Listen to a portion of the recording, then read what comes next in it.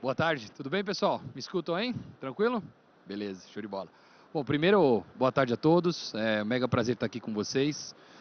Eu tive aqui o ano passado no palco e eu falava justamente sobre o momento que a IA generativa trazia para nós há um ano atrás, né? Uma discussão muito forte de modelos, de visões do que a gente estava vendo de entrada, principalmente por texto, por áudio, por voz. E é incrível estar aqui de novo depois de um ano e tudo que é IA generativa agora já está permeado, a gente já sabe como discutir, já sabe qual o caminho que a gente vai ser orientado e agora falar dessa nova revolução de agentes de AI, né? Então, super legal estar aqui com vocês. Vou tentar resumir literalmente em 30 minutos todo esse conjunto de evolução que a gente tem aqui com os agentes de AI, tá bom? Bom, para começar, pessoal, acho que vale a gente fazer um recap justamente de provocação de numerologia, né? A gente viu uma evolução muito grande permeando a IA tradicional, agora inclusive a IA generativa, e a gente viu um avanço significativo nas empresas entendendo o porquê os agentes de AI têm que fazer parte do nosso dia a dia. Muito mais do que perguntar, responder, entender e fazer um resumo, uma sumarização, os agentes de AI passam a executar. E aqui é onde no nosso mercado enterprise, independente da indústria que vocês estão segmentados, é efetivamente como eu consigo entregar resultado na ponta. De maneira a ter eficiência, a ter produtividade, a ter uma série de adjetivos aqui que a gente pode colocar. Então a IBM recentemente fez uma pesquisa onde 85% das empresas pesquisadas indicaram que ou usam ou vão utilizar agentes de AI até o final desse ano. Considerando que nós estamos no meio do ano, em junho, se a sua empresa não tem ou não adere, talvez o seu concorrente tenha já dado esse primeiro passo. Então a dica é avance, porque efetivamente tem bastante gente já entrando nesse mundo. E para a gente entender essa costura de agente, como isso se desenrola, acho que a primeira ideia que a gente tem é o porquê os agentes de AI realmente trazem essa importância de prática, de facilidade, de produtividade que a gente sempre comenta. Muito do que a gente vem vivenciando no mundo de tecnologia nesses últimos anos é aplicações, diversos sistemas, sistemas tradicionais, sistemas ligados, sistemas inovativos, mas todos eles têm interface gráfica onde a gente precisa fazer automação, ter alguém executando. E quando a gente olha isso numa perspectiva futura, cada vez mais que as aplicações cresçam, que a gente tenha consumo, o grau de complexidade tende a aumentar. E por que os agentes de AI traz para nós, então, uma realidade distinta? Porque os agentes de AI, eles vão trazer o que a gente sempre comenta de o que era front-end passa a ser back-end. Então, ou seja, se eu tenho uma aplicação que eu tenho que navegar em meia dúzia de sistema para poder entrar, compartilhar, fazer uma informação, fazer um input de alguma coisa no sistema, não é mais fácil eu entrar num assistente, igual vocês estão vendo aí na tela, onde eu faça a pergunta, a indagação para ele, execute um comando e aí então tenha um resultado. Então é talvez um primeiro momento onde a gente nitidamente percebe esse padrão de divisão, que tudo que era front-end vai começar a ser back-end e nós vamos ter uma nova interface conversacional, que são os agentes de AI, para poder progredir essa mensagem de maneira mais rápida. E aí é natural, pessoal, cada vez mais o nosso padrão de eficiência operacional, de produtividade, ele tende a aumentar. Porque se eu não preciso navegar em tela, se eu não preciso tomar 5 ações para executar um comando, é só uma parte conversacional, eu tenho economia de tempo, eu tenho eficiência operacional na ponta. Tá? Eu sempre faço uma provocação aqui, imagino que todos vocês que estão aqui tirem férias alguma vez na vida. Né? Na empresa de vocês, como é que é tirar férias? Precisa entrar no sistema, precisa apertar um botão, precisa indicar dia, hora de término, de prazo, adiantamento de 13º e etc. Né? Então tem toda uma provocação de step by step para executar. Será que não seria mais fácil, economizaria um tempo, você entrar no assistente e falar, quero tirar férias do dia tal, obrigado, e tudo que acontece no back-end está feito. Né? Então é esse tipo de exemplo minimizado, mas se a gente exponenciar, é aí que os agentes de AI literalmente vão começar a trabalhar. Só que lógico que a gente fala desse novo momento, e aí é legal a gente olhar o que a gente está comentando sobre, talvez seja a primeira vez uma quebra de paradigma aqui, onde criar conteúdo, gerar conteúdo é mais fácil do que ler e entender. Se você tem hoje qualquer assistente aí de IA generativa, você faz uma pergunta, a resposta vem rápido, né? Se você quiser combinar meia dúzia de arquivo e pedir uma análise, uma sumarização, a resposta vem rápido. Então talvez é a primeira vez que a gente está vivenciando o mundo de tecnologia onde a entrega do conteúdo é mais rápida do que efetivamente ler, entender e concluir. Né? E isso é uma evolução, porque lá atrás, quando a gente olhava todos esses parâmetros aqui, a gente tinha lá de trás o System of Records, né, com os nossos ERP, CRM, base de dados, uma preocupação de ter todos os clientes catalogados. Depois, a gente teve uma preocupação natural de poder evoluir esses clientes para a parte mobile. Então, leva a informação do cliente para o mobile, para todo mundo estar antenado. A última onda, criem dashboard, criem Power BI, criem Analytics, né, para a gente poder ter dashboard, informação, tudo na mão. E olha onde a gente chegou hoje. A gente chegou hoje, você entra no assistente, faz meia dúzia de perguntas, e ele sumariza os últimos 10, 20 anos da sua empresa e uma projeção futura do que vai acontecer. Então é esse momento que nós estamos. É exatamente agora que esse período de inflexão entre só consultar começa a criar uma nova jornada de execução, uma jornada onde vocês vão conseguir extrair valor do modo como a gente opera e o modo como a gente trabalha. E aí quando a gente olha isso, principalmente porque a gente está numa evolução de inteligência artificial e o nosso mercado, mais uma vez, é um mercado robusto, principalmente o financeiro, é muito simples a gente olhar essas ondas que a gente evoluiu. Entrar numa IA generativa, fazer uma pergunta, ter uma resposta é muito bom, tá? Mas quando eu levo a IA generativa ou os agentes de AI para dentro da empresa de vocês, eu tenho 100% de convicção que ninguém quer ter um problema de viés, de alucinação, de drift, nada acontecendo. Porque nós brasileiros somos bem criativos, né? Teve um desse, gera um print screen, cai na internet e já era. Então, a nossa maior preocupação nesse ciclo de evolução é como a gente tem o tema de IA responsável, de Responsible AI implícito. Eu preciso saber como o agente foi treinado. Eu preciso saber quais são os dados que ele executou. Eu preciso ter convicção que o que vai sair na ponta, eu tenha ciência de quais os caminhos que ele criou. E isso não é minimizado quando a gente olha essa esteira de IA tradicional, de generativo ou de agentes de AI. E aí surge uma próxima preocupação, que é, se eu entro num ciclo evolutivo de usar a AI no core da minha empresa, a gestão de custos passa a ser um segundo ponto. Porque se a gente for falar de FinOps, né, FinOps para Cloud ou FinOps para AI, o uso de modelos é ótimo. O uso de modelos de IA generativa tem bilhões, trilhões de tokens, Viola. Ele alcança números fenomenais de assertividade, sim. Mas por trás dele são tokens pagos com alguns centavos. Ter uma IA generativa que responde tudo é ótimo, mas talvez custa muito caro. E aí tem uma discussão, será que vale eu orientar um uso de LLM, de SLM, eu ter uma orientação de um modelo mais especializado, de um modelo onde ele me entrega maior assertividade num resultado específico? Então aqui tem uma reflexão muito grande do nosso mercado de talvez o genérico sirva para uma ponta e o especializado sirva justamente para a necessidade que a gente tem de mercado. Tá? E agora chegou o momento que é justamente escalar a IA. Nós estamos exatamente nesse momento que eu já entendi como funciona, já tenho certeza e convicção de como a gente está evoluindo ponto a ponto, já entendi que talvez o genérico não sirva, porque o genérico serve para todo mundo, mas talvez não sirva para a sua empresa, e agora é hora de escalar. É hora de colocar tudo isso dentro da mesma pilha e começar a desenvolver e começar a trazer isso para uma realidade de padrão, literalmente, enterprise de uso.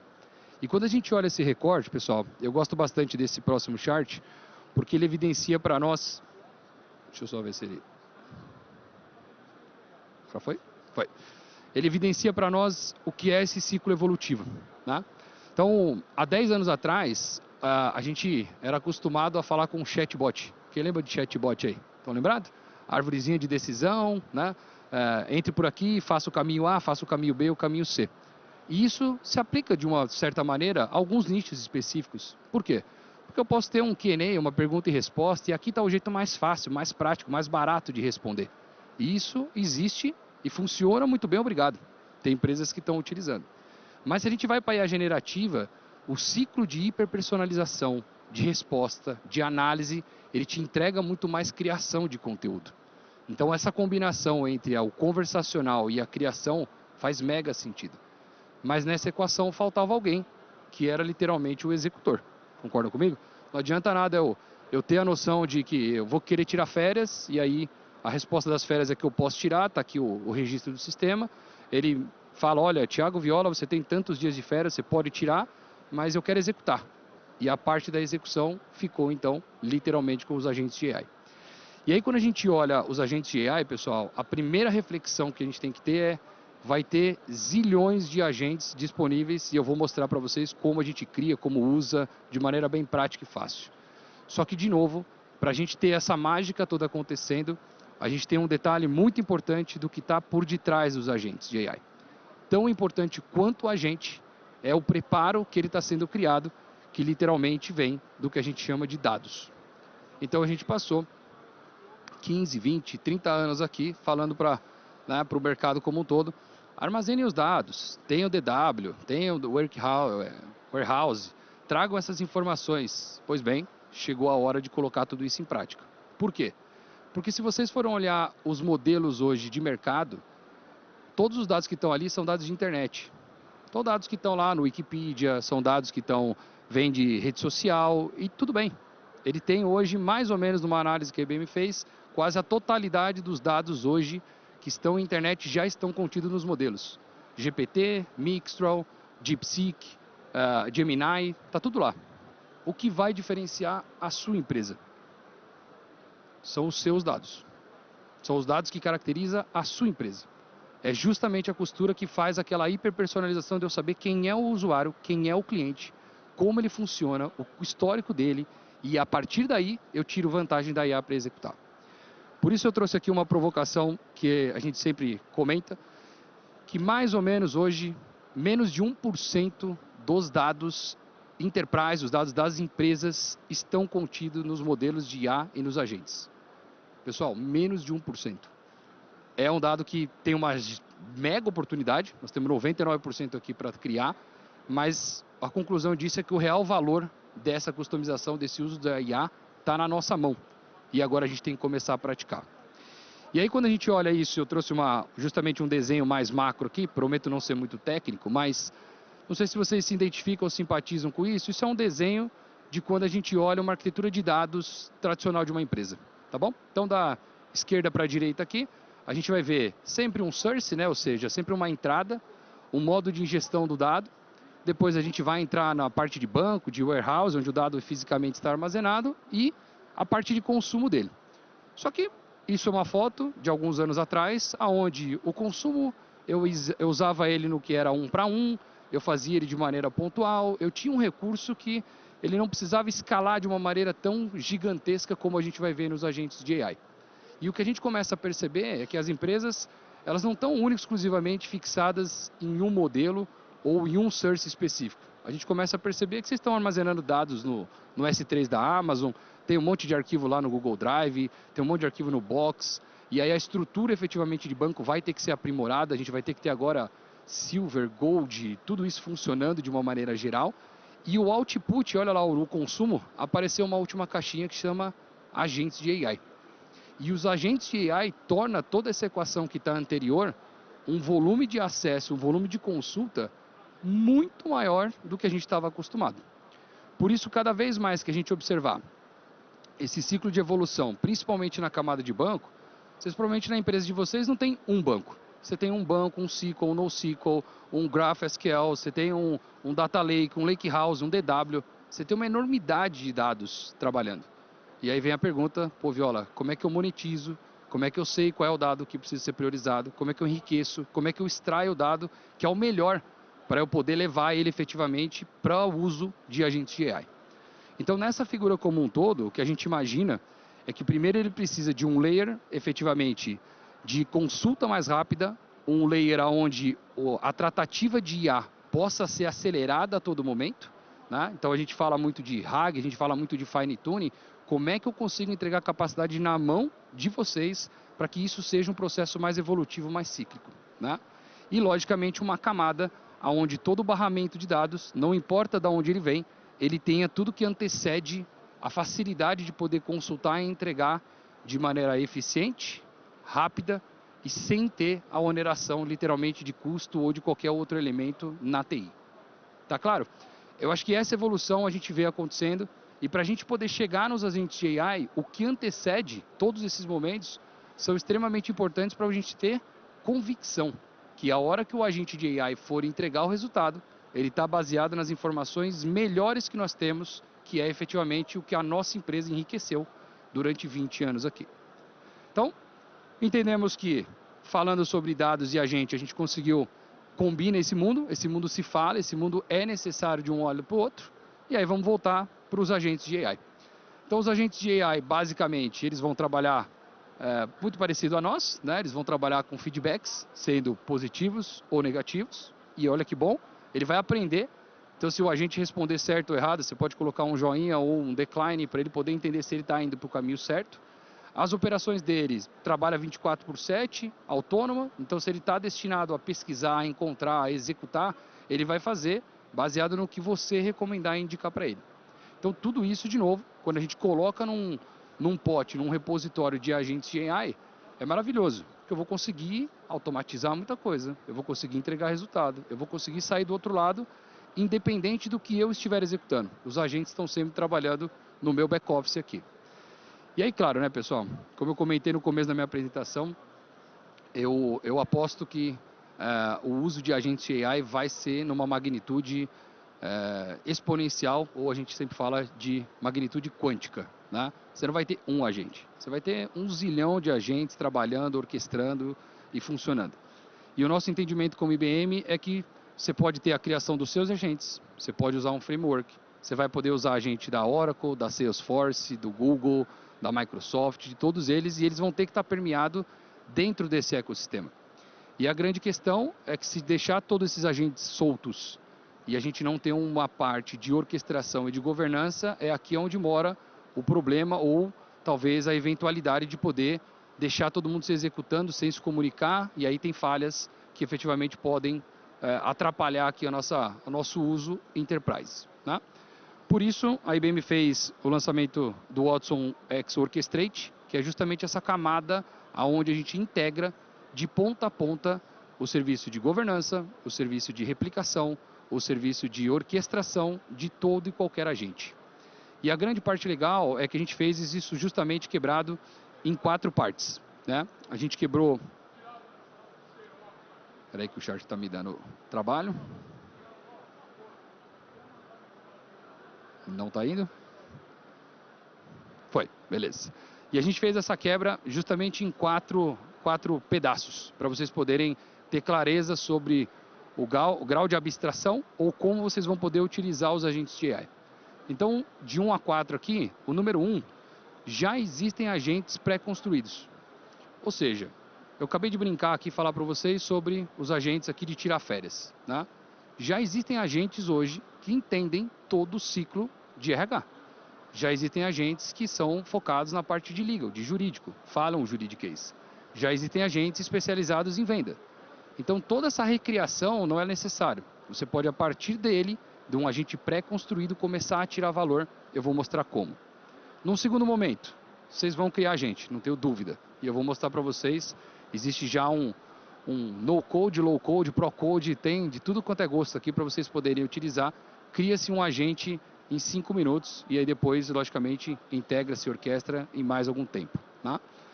Orquestração e governança para tudo isso funcionar de maneira de ponta a ponta, né? Então vamos lá, vamos olhar o primeiro aqui, os agentes pré-construídos, para a gente olhar o que a gente fez. Então primeiro, a gente colocou todo o catálogo de agente disponível. Então a gente tem dentro do ferramental do Watson X Orchestrate o que a gente chama de Agent Catalog. Então agentes especializados de RH, de vendas, todos eles vão estar inseridos literalmente para você poder tirar proveito. Então, porventura, vocês têm aí Salesforce, vocês têm algum CRM, algum RP, tudo isso facilmente está disponível dentro da plataforma para que vocês possam utilizar. E essa foi uma preocupação que a IBM teve, porque quando a gente fala de ecossistema, a gente sabe que ele é muito diverso, né? E por ser muito diverso, você vai querer fazer uma integração com o Slack da vida, com o Trello, colocar alguma coisa na Amazon, subir alguma coisa na Oracle. Então, os agentes têm que estar disponíveis para você conseguir tirar proveito de maneira muito mais rápida e muito mais prática. Então, acesso a plataforma, clico no agente, customizo ele com os meus dados e coloco ele em modo produtivo. O que a gente percebeu também, cada vez que esse ciclo evolui, a rede de ecossistema ela aumenta. Então, aqui tem um QR Code, se alguém se interessar, vocês podem fazer parte do ciclo de agentes dentro da plataforma da IBM. Então, a gente tem alguns exemplos ali, Mastercard, ServiceNow, Alta Labs, alguns que você pode publicar o seu agente para que outras empresas tirem proveito do resultado usando a plataforma de dentro da IBM. Então, novamente, é uma possibilidade de abertura para que vocês consigam utilizar todo e qualquer agente e o parte principal. A gestão, a governança, a orquestração dele está contido dentro do que eu vou mostrar aqui, tá? Então, isso no primeiro momento, faço aqui a entrega dos agentes pré-existentes, consumo, customizo e utilizo. E aí, vai surgir um momento que vocês vão comentar, pô, Viola, eu queria fazer a criação do meu agente em minutos, né? E aqui, pessoal, o público pode ser diverso, né? Podemos ter desenvolvedor, analista, diretor, e a criação de agentes ela pode se dar de várias maneiras. Então, a gente pode, num primeiro momento, ter a criação de agentes no que a gente chama de no-code, e aí por isso que a gente fez a publicação de um ferramental chamado Agent Builder, que é justamente eu entro até ali e tudo via interface gráfica, eu consigo fazer a criação de um agente de maneira prática, tá? A gente tem o que a gente chama de low code. O low code ele já onde você tem um pouco de código, mas tem a gestão na mão. E para isso a IBM fez a aquisição de uma empresa chamada DataStax, não sei se todos conhecem, mas onde o principal produto da DataStax é um produto chamado LangFlow, que é o que vocês estão vendo aqui. Vou tentar dar um enter para o vídeo passando, ele vai passando. É justamente a criação e integração de agentes de AI de maneira fácil, rápida, prática, só que numa camada mais low code, né? Então o que vocês estão vendo é a parte prática, funcionando, criação de um agente, integrado junto na plataforma, provavelmente buscando alguma coisa de banco, já utilizando todos os recursos, isso estaria na mão de quem quer fazer um agente de AI trabalhar e funcionar hoje de maneira prática, tá? E para quem é dev, para quem gosta, né, do métier ali de desenvolvimento, aí toda a parte de development kit aí, toda a parte de agente está disponível, tá? Então isso também para quem gosta de desenvolver, literalmente está aí uma possibilidade. E aí, lógico, tudo que a gente fala aqui de desenvolvimento de agentes, ele já tem uma regra, ele já tem um padrão sendo definido no mercado, que é o padrão de protocolos, né? A gente já encontra hoje uma discussão muito forte se a comunicação desses agentes ela tem que ser alternativa, se cada um tem que definir a sua ou se tem que seguir um padrão. Então o MCP é um padrão criado pela Anthropic há mais ou menos um ano atrás, 9 meses atrás, né? E esse padrão já está embutido e inserido na ferramenta. Então toda a criação e uso de agentes que vocês queiram que use esse tipo de protocolo já está pronto ali para ser utilizado. Legal? Então isso contextualiza um pouco do que a gente falou sobre criação de agentes. E aí a gente vai caminhando justamente para a parte de orquestração e governança. Como eu mostrei no primeiro slide, pessoal, o nível de tendência de uso de agentes de AI ele vai tomar uma magnitude gigantesca. E se a gente não tiver um modo operacional de poder entender por onde o meu usuário entra, qualquer canalidade que ele tenha, WhatsApp, Slack, telefone, WhatsApp, qualquer um que seja, e eu não consiga fazer a orquestração de todo ele, independente de quais são as empresas, é aqui que mora o desafio. Então imaginem só, você usa aí na sua empresa o iPath, Slack, IBM, SAP, a ADP. Imagine todos esses agentes funcionando de uma maneira independente dentro da sua empresa. Então seu funcionário foi lá, o seu fornecedor foi lá e perguntou sobre de novo o tema de férias. Ele respondeu. Mas logo depois de uma pergunta, ele quer saber como faz a entrega de uma PO no SAP. E ele vai responder porque ele vai ter um outro agente lateral que vai saber responder. E aí nesse mesmo momento ele falou, cara, agora eu quero saber fazer uma consulta ou uma automação lá no iPath para poder entregar um resultado. Percebam que isso, nós aqui, né, como seres humanos, somos multitasking, nós somos multitarefa. Você consegue atender o telefone, mandar uma mensagem, digitar um e-mail, falar com uma pessoa? Pois bem, chegamos nesse modo aqui de agente. A grande questão é que para tudo isso sair do jeito que a gente pensa e do jeito que a gente entrega, a gente precisa de um padrão de orquestração. Porque na hora que a gente não orquestra, imagina só todos esses agentes trabalhando de maneira independente, autônoma, sem ter alguém falando, não, vai mais para cá, mais para lá, usa essa base, acessa esse sistema, usa esses dados, não usa esses. Então essa fase de orquestração, ela começa a ganhar um volume, começa a ganhar um entendimento muito grande. E percebam aí na tela, esse é um projeto que a gente executou, eu só reservei o direito aqui de tirar alguns dados, né, do cliente, mas percebam, a entrada dele é via Copilot da Microsoft. Depois ele entra numa camada de orquestração e aí entra nos agentes de Salesforce, da Microsoft, da IBM, os pré-builds que a gente comentou. Então, ou seja, o mundo de agentes é um mundo literalmente conectado ao ecossistema geral de todas as Big Techs. Tá? E quando a gente conclui essa parte de orquestração, a próxima pergunta que vem é, Viola, na hora que a gente olha como tudo isso vai funcionar, como tudo isso, como eu sei como a gente tomou uma decisão, como eu sei por onde o agente está indo. Pessoal, não tem segredo. Se não tem log, não tem monitoramento. Eu me lembro da minha carreira técnica há 15 anos atrás. Se não tem log, não tem trace, difícil identificar como é que ele tomou a decisão. Então, falar de AI, Agent Ops, é necessário. Se você quer saber por que o agente tomou a decisão, você precisa abrir o capô e olhar e se reservar o direito de ter uma palavra chamada explicabilidade na ponta da língua de como ele executou tudo isso. E não dá para a gente ter zilhões de agentes de AI sem ter alguém que fala, não, ele tomou essa decisão porque ele consultou essa base, ele foi nesse endereçamento, ele usou esse recurso, ele usou esses dados e por isso tomou essa decisão. Então, quando a gente fala de Agent Ops, ele é literalmente tudo que está acontecendo no back-end, ele trabalha de maneira a te prover informação, recurso, capacidade de tomada de decisão. E o grande interessante aqui, indifere qual é o LLM, indifere qual é o agente, indifere qual é a proteção que ele está utilizando, é aqui onde você vai dedicar recurso, capacidade, funcionamento e execução para entender tudo que o agente fez do que antecede nesses 3 passos que eu comentei. Tá claro? Pessoal, com isso, eu vou aqui para o meu último chart, para a gente poder fazer uma conclusão justamente sobre os agentes de AI, de tudo que a gente viu aqui. Primeiro passo, pessoal, não tem como a gente usar os agentes de AI se os dados não estiverem calibrados. Se vocês quiserem entrar no mesmo circo que o seu concorrente, o uso hoje de agentes de AI, de LLM, ele está permeado no que eu comentei, todo mundo usa o mesmo. O fator de diferenciação está na mão de vocês. Eu, como IBM, colaboro, ajudo super, né, junto com vocês, mas o fator de diferenciação está aqui. É na hora que vocês peguem os dados, customizem os agentes, entrem numa zona de sucesso, é aqui que está o segredo. Então, muita atenção na camada de dados. Número 2.